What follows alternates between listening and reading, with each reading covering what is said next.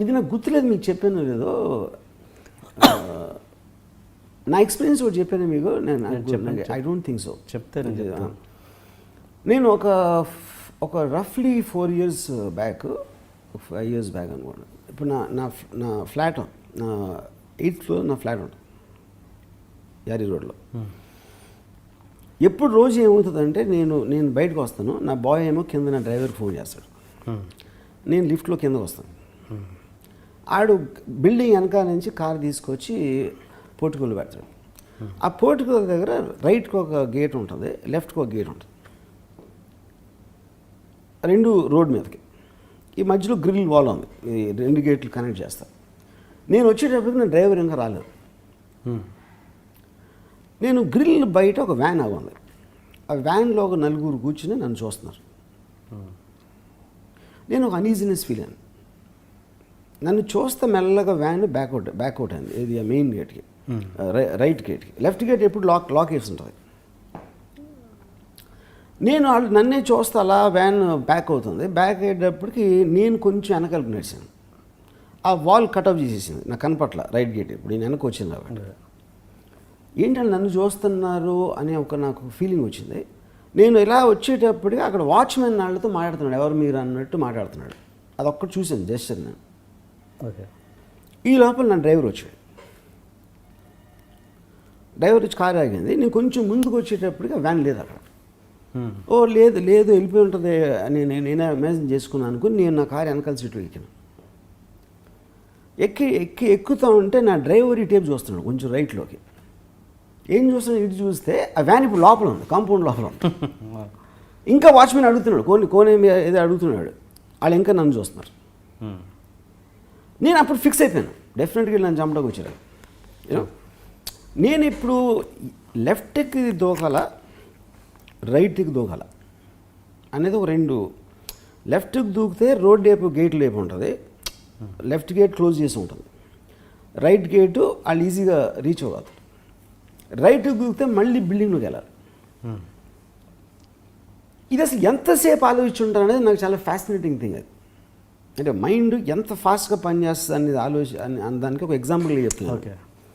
సరే నేను రైట్ దాంట్లోకి దూకాను. రైట్ డోర్లోంచి దూకేటప్పటికి నా కన్ను సందులోంచి వాళ్ళు కిందకి దిగడం కనిపించింది నాకు, ఆ వ్యాన్లోంచి వాళ్ళు. నేను బిల్డింగ్లోకి పరిగెట్టడానికి లిఫ్ట్ డోరు ఉంది. లిఫ్ట్ డోర్కి వెళ్తే లిఫ్ట్ తెరుచుకుంటుందా లేదా నాకు తెలియదు, ఉందా లేదా అని మెట్ల మీద పరిగెత్తాను. ఓకే. మెట్ల మీద పరిగెట్టి ఒక 4th floor అలా రీచ్ అయ్యేప్పటికి 3rd floorలో నా ఫ్రెండ్ ఒకడు ఉన్నాడు. వాళ్ళకి ఇప్పుడు నేను ఉండే ఫ్లోర్ తెలుసా లేదా తెలియదు నాకు. ఉట్టి బిల్డింగే తెలుసా, ఫ్లోర్ కూడా తెలుసా తెలియదు. అందుకని నేను వెనక్కి పరిగెత్తుకొచ్చి 3rd floorలోకి వెళ్దాం, నా ఫ్లోర్కి వెళ్ళకుండా అనేది ఒక ఐడియా. కానీ ఒకవేళ నన్ను వాళ్ళు మెట్లు ఎక్కడం చూసే లేదో నాకు తెలియదు, ఎందుకంటే నా బ్యాక్ ఉంది కాబట్టి.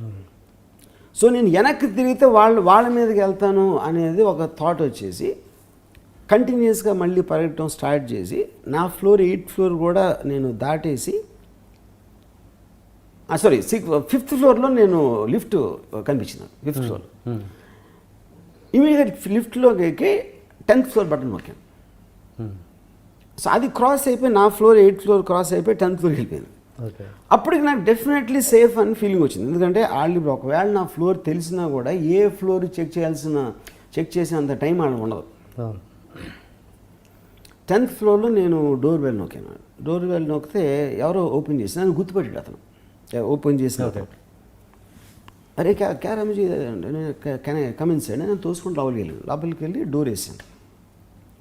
డోర్ వేసేసి ఫోన్ చేయడానికి వేస్తే ఫోను కార్లో వదిలేసాను, ఫోన్ లేదు.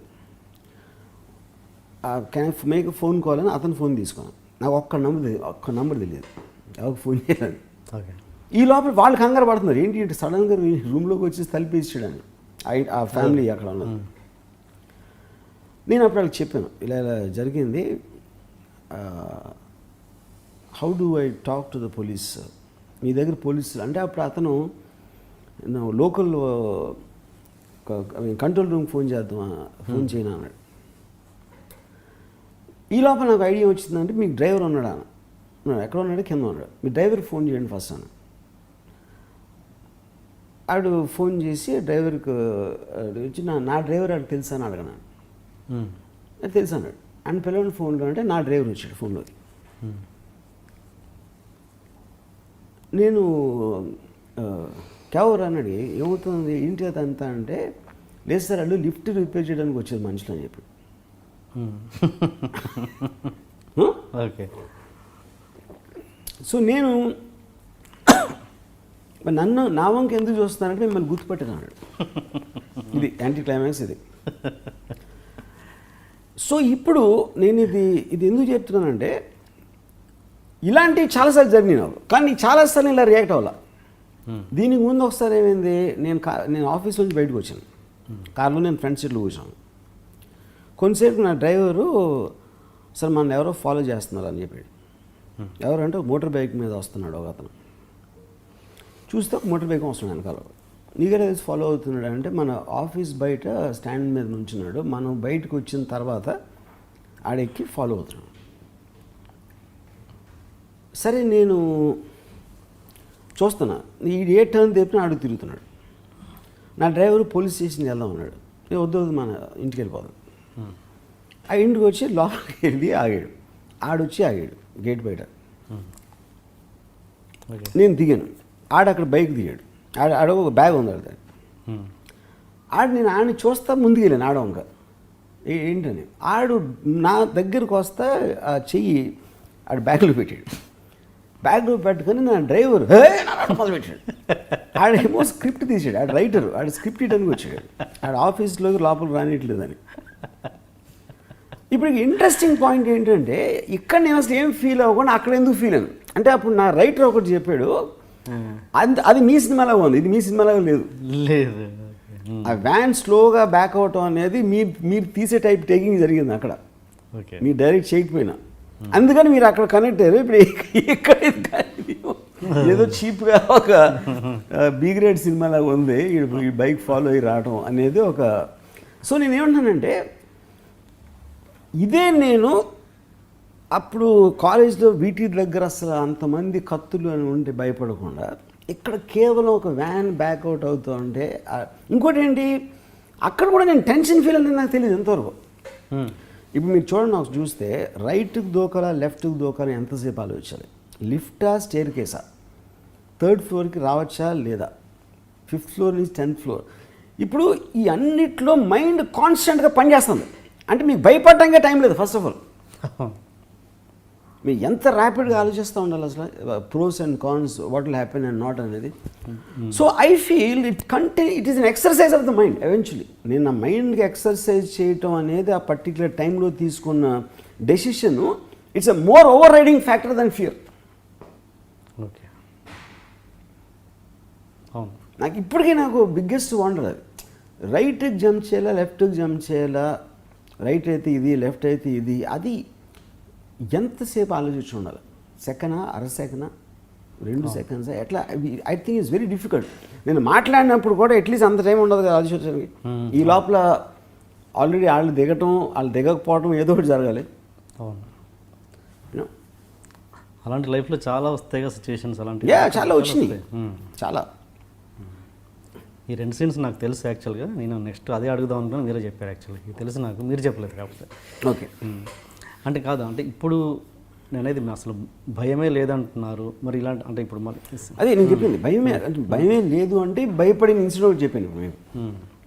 కానీ దీంట్లో మిక్స్ ఏమన్నది ఏంటంటే ఒక థాట్ ప్రాసెస్. నాకే ఇప్పుడు మీకు భయం అనేది ఒక ఇన్స్టింక్ట్, మీకు అసలు మీ మైండ్ని బ్లాంక్ చేస్తుంది.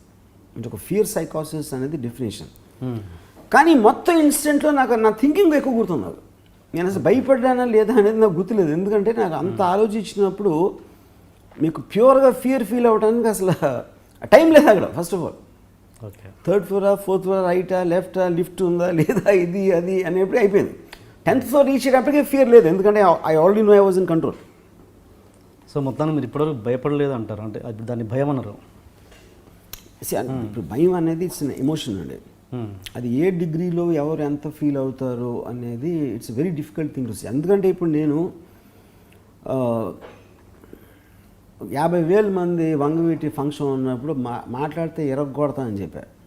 అంటే అది ధైర్యంతో కాదు. 50 మంది ఉంటే నేను చెప్పను. అది 50 మంది ఉంటే 50,000 మంది ఉంటే చెప్పొచ్చు. ఎందుకంటే 50,000 మంది ఫాలో గ్రూప్ ఉంటే వాళ్ళు గొర్రెలు అవుతారు. ఎప్పుడు గొర్రెలు ఏం చేయలేవు, ఎవరు సీరియస్గా తీసుకోవాలి. 50 మంది 5 అనుకోండి, అది చాలా డేంజరస్. అది పర్సనల్ అయిపోతుంది. Good point. ఈ అండర్స్టాండింగ్తో నేను అంటాను కానీ ధైర్యంతో కాదని. ఇది